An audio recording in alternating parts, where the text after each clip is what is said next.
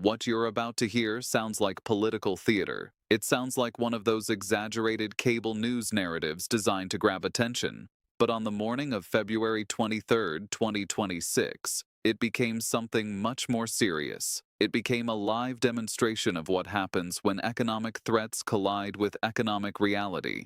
For a brief moment, the world watched the screens on Wall Street flicker red. Traders stared at terminals inside the New York Stock Exchange as red numbers cascaded downward before most Americans had finished their first cup of coffee. It wasn't a gradual decline. It was sharp, immediate, violent in the way only financial markets can be when confidence fractures. At 5:47 a.m. Eastern Time, President Donald Trump announced a sweeping 25% tariff on all Canadian goods entering the United States. No phased rollout, no exemptions, no signaling period for markets to digest the policy. Just a sudden declaration delivered through social media, clear, forceful, and unmistakably confrontational. The framing was simple. America would no longer tolerate what the administration described as unfair trade dynamics. The expectation within Trump's inner circle was equally simple. Canada's economy is smaller. It is deeply integrated with the United States. Roughly 3/4 of Canadian exports flow south of the border. The logic in Washington was that Ottawa would feel the pain quickly and come to the negotiating table even faster. But markets do not trade on political confidence. They trade on exposure, risk, and probability. 9 minutes after the announcement began reverberating through global financial systems, Canada's newly elected Prime Minister, Mark Carney, appeared before cameras in Ottawa, calm, controlled, clinical. Carney was not a career populist politician. He was a central banker by training, a former governor of both the Bank of Canada and the Bank of England. He had navigated Brexit turbulence in London and financial instability before that. He understood market psychology. And perhaps more importantly, he understood timing. His response was immediate: reciprocal tariffs on American goods, not symbolic tariffs, not delayed consultations, immediate countermeasures. He also announced that Canada would accelerate trade alignment discussions with European and Asian partners. Financial support packages would be prepared for Canadian industries hit by U.S. measures. And most strikingly, Canada would evaluate limits on energy exports to certain U.S. states heavily dependent on Canadian natural gas and electricity. In that moment, the script Washington expected began to unravel. The United States and Canada do not merely trade finished goods. They share supply chains so intertwined that parts in the automotive sector can cross the border half a dozen times before a vehicle is complete. Steel stamped in Ontario might be assembled in Michigan, fitted with components from Ohio, and returned north again before final delivery. Agriculture moves just as fluidly. Energy grids in parts of the Northeast and Midwest rely on Canadian power flows during peak demand. This is not a distant trading partner separated by oceans. This is an integrated economic ecosystem. Within minutes of Carney's announcement, shares of major American automakers dropped as analysts recalculated projected costs. Energy stocks wavered. Industrial firms exposed to cross-border supply chains saw selling pressure accelerate.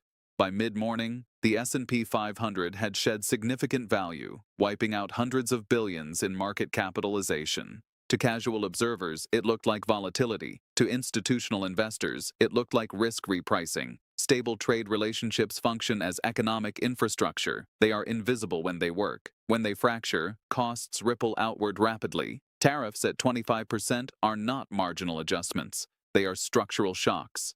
Inside Washington, emergency discussions reportedly began before noon. Advisors sought clarity. Was Canada's rapid retaliation anticipated? Were contingency models prepared for energy leverage? Could the United States absorb the inflationary consequences if companies passed costs to consumers? Legal analysts quickly turned their attention to the United States-Mexico-Canada Agreement, commonly known as USMCA. Ironically, it was negotiated and signed during Trump's first term, replacing NAFTA with promises of modernized trade discipline. Sweeping unilateral tariffs raised potential dispute issues under the agreement's provisions. Canada signaled it would pursue formal mechanisms embedded within the pact. That added another layer of complexity. If the United States appeared to violate the terms of its own negotiated agreement, questions about treaty reliability would extend far beyond North America. Markets price not only goods, but credibility. Meanwhile, business organizations that traditionally avoid open confrontation with sitting presidents began speaking out. The American Petroleum Institute warned of energy market instability. The National Association of Manufacturers cautioned against supply chain disruption. The U.S. Chamber of Commerce expressed concern about economic unpredictability. These were not fringe voices. These were pillars of the American business establishment. Behind closed doors, corporate boards convened emergency calls. Legal departments evaluated exposure to tariff liabilities. CFOs recalculated guidance. Investors demanded clarity. Would margins compress?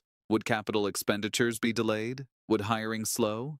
Here's the uncomfortable truth about trade wars. They are easier to announce than to contain. Economists began mapping potential second-order effects. If companies absorbed the tariff costs, profits would shrink. If they passed them on, inflation could rise. If inflation rose, the Federal Reserve might face renewed pressure to tighten policy. Higher interest rates would raise borrowing costs for households and businesses alike. And if Canada restricted energy exports, even partially, regional supply constraints could emerge during winter demand spikes. Electricity markets do not adjust overnight. Infrastructure is not easily rerouted.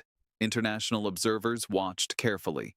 European policymakers assessed the episode as a signal of how to respond to future unilateral measures. Chinese trade strategists studied the speed and coordination of Canada's retaliation. The lesson was clear. Economic size alone does not guarantee submission from smaller partners. Discipline and immediacy can alter leverage dynamics. Politically, the situation exposed tension within Trump's coalition. A segment of voters strongly supported aggressive trade policies framed as defending American industry. Another segment, particularly market-oriented conservatives and business leaders, prioritized stability and predictable rules. Balancing economic nationalism with corporate globalization has always been delicate. A prolonged confrontation with Canada risked widening that divide. Polling in the days that followed suggested unease among centrist voters concerned about economic stability. Lawmakers in trade-sensitive districts reportedly conveyed private concern to the White House. Public statements remained measured, but the subtext was unmistakable. Markets were signaling discomfort. Meanwhile, in Canada, Carney's standing shifted rapidly. Initially perceived as a technocratic figure stepping into leadership during a transitional moment, he was now cast as a defender of national economic sovereignty. Political capital can accumulate quickly when external pressure unifies domestic audiences. But escalation loomed. Additional tariffs, sector-specific restrictions, threats of withdrawal from trade frameworks. Each move carried compounding consequences. Trade wars rarely remain neatly contained. Retaliation begets retaliation. Markets amplify each new headline. And beneath it all lies a broader question. What does power mean in a deeply interconnected global economy? It is tempting to equate GDP size with dominance. The United States economy is larger than Canada's. But economic leverage is shaped not only by size, it is shaped by interdependence. When supply chains are integrated, pain travels in both directions. When energy flows are shared, leverage is mutual. Financial markets act as rapid feedback systems. They aggregate the judgments of pension funds, hedge funds, asset managers, insurers, and corporate treasurers. The sharp decline in equity prices was not ideological, it was mathematical. Investors priced in disruption probabilities and discounted future earnings accordingly. Markets reward predictability. Sudden policy shocks introduce uncertainty premiums that cascade through asset classes.